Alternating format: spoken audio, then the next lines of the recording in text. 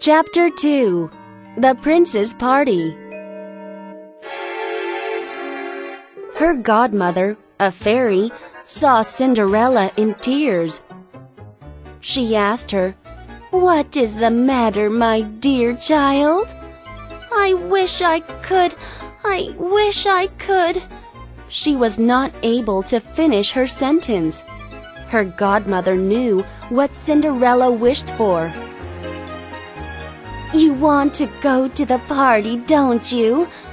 "Yes," cried Cinderella with a great sigh. "Okay," said her godmother. "I will make it so that you can go. Run into the garden and bring me a pumpkin." Cinderella immediately brought a big pumpkin to her. Her godmother struck the pumpkin with her magic wand and said the magic word, "Abracadabra." It instantly turned into a beautiful coach. Cinderella couldn't believe her eyes. The godmother then took out her mousetrap. Inside, there were 6 mice. She gave each mouse a little tap with her wand. Abracadabra! Each mouse turned into a fine horse. Then the godmother chose one of the rats in Cinderella's trap and turned him into a driver. After that, the fairy said to Cinderella, "Go again into the garden and find 6 lizards." When Cinderella brought 6 lizards to her, the godmother turned them into 6 escorts. Great transportation was ready for Cinderella. "I'm very happy," said Cinderella. "But must I go in these dirty clothes?" "Don't worry," said her godmother. She touched Cinderella with her wand. At that moment, her clothes turned into cloth of gold and silver. Then her godmother gave her a pair of glass slippers. They were the prettiest she had ever seen. Thank you," said Cinderella. She then got into her coach and was ready to go. Her godmother gave her one last command. "Don't stay out past midnight. After midnight, the coach and the other things would become just as they were before." "I will leave the party before midnight," she promised her godmother. She was so excited as she drove away.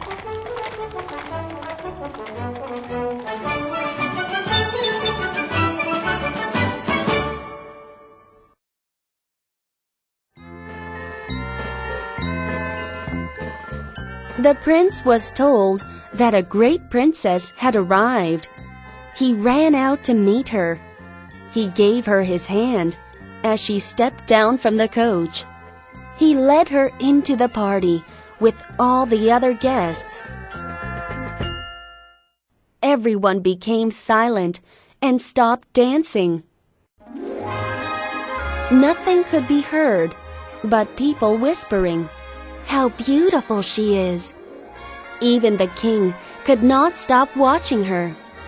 The prince took her to the best seat at the party.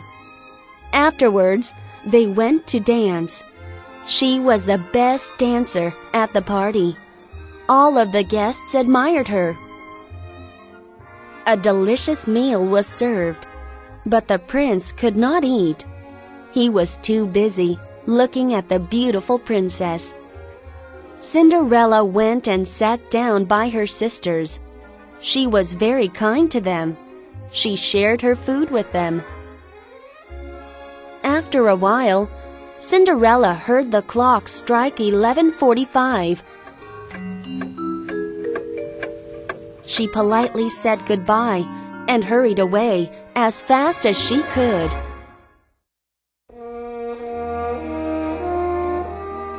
Arriving home, she thanked Godmother. She said the prince had invited her to the party tomorrow. "I would really love to go to the party again tomorrow," she said. The next day, the two sisters went to the party. Cinderella's godmother quickly came and prepared Cinderella for the party. She was dressed more beautifully than before.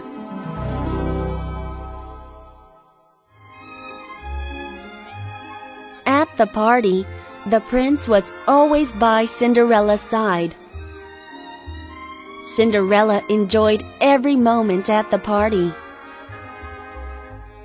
She quite forgot what her godmother had told her. The clock began to strike 12.